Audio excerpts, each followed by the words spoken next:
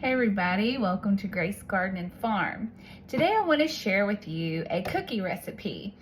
This is one that you can use with just whatever kind of essentials you have laying around the house. For us, it is grocery shopping time, which means we have pretty much nothing around here. But I have dates that I really need to get used up. If you saw one of my previous videos on my sourdough, I use these to make some sourdough bread, but I have a lot of them. And so I was thinking, what can I make with these? So I decided to do some cookies. But again, like I said, we are kind of out of everything. We do not even have any butter right now. So I was thinking, what can I pull together? Well, let me tell you. I wanted them to be low carb, first of all. So this is what we had. Coconut flour. I love coconut flour, but I might want to just add to this. It does not measure equal amounts with regular flour. Coconut flour can make your batter very dry, so you want to take it easy. So just start out with a half a cup. Always start out with a half a cup unless your recipe says something different on coconut flour, because a little goes a very long way with that.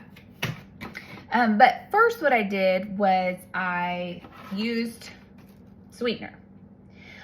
We do sugar-free around here, and so this was an HEB brand. This is actually the first time I've ever used this one, but I wanted to try it out and see.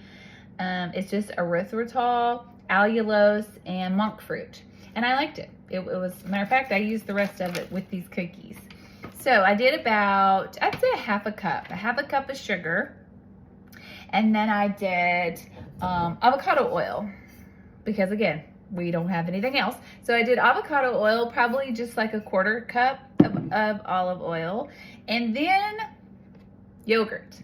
Now we are, this is dairy free. This is like plant-based yogurt, and it's unsweetened, but you could use whatever kind of yogurt you had around the house. This is what's gonna give it a very moist consistency, because again, there is no butter or nothing like that. So if you have yogurt, use your yogurt. I used about a half a cup of yogurt.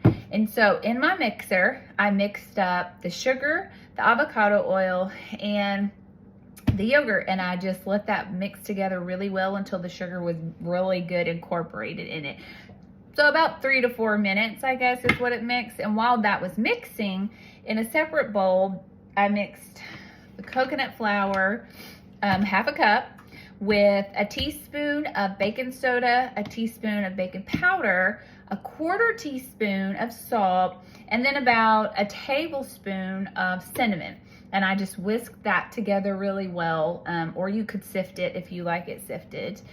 I find that if you sift it, a lot of times it really helps to incorporate the baking powder and baking soda, because sometimes I can taste it in the cookies and it's nasty. So, and then I added 2 eggs.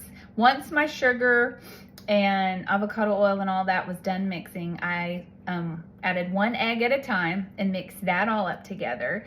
And then I added, this is just my personal preference because I had it on hand, and I feel like dates and maple syrup complement one another. And so we had, it's just, again, and sugar-free.